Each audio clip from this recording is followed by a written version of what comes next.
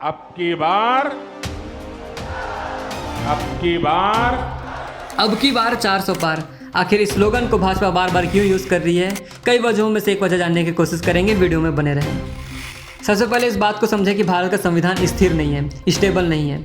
आप सभी को ये बात पता है कि लोकसभा और राज्यसभा को मिलाने पर संसद का निर्माण होता है।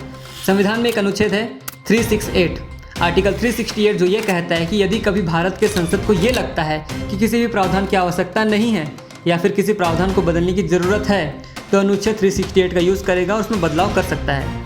ऐसा इसलिए किया गया था क्योंकि संविधान के निर्माताओं को ये बात पता थी, बाबा अम्बेडकर की टीम को ये बात पता थी कि जिस संविधान को निर्माण कर रहे हैं वो उस समय के हिसाब से सही है, लेकिन ये ज़रूरी नहीं है कि आने वाली पीढ़ी भी संविधान के उसी नियमों का पालन करेगी।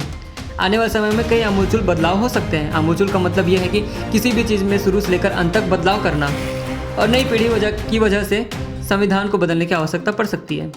ऐसा नहीं है कि आर्टिकल 368 को यूज़ नहीं किया गया। जब से संविधान बना है तब से लेकर आज तक 106 बार संविधान में संशोधन किया जा चुका है। संविधान में संशोधन करना है तो साधारण बहुमत से तो काम चल जाता है, लेकिन अगर आपको आमूलचूल बदलाव करना है, उसकी बात आ जाए, तो अब साधारण बहुमत से काम नहीं चलेगा। उसके लिए पूर्ण बहुमत की आवश्यकता होगी, यानी कि 2/3 बहुमत की आवश्यकता। तभी जाके संविधान में संशोधन किया जा सकता है, आमूलचूल बदलाव। वर्तमान में लोकसभा में 543 सदस्य और राज्यसभा में 245 सदस्य हैं। आप इस पर अंदाज़ा लगा सकते हैं। दूसरी वजह ऐसा हो सकता है कि ऐसा पहली बार हो रहा है कि कोई व्यक्ति 2 बार प्रधानमंत्री रहते हुए तीसरी बार चुनाव लड़ रहा हो और उन्हें ये लगता हो कि हमारी सरकार भाजपा अपने विपक्षी से कई गुना आगे चल रही हो और हमारी नेता हमें जीत दर्ज करके देंगे।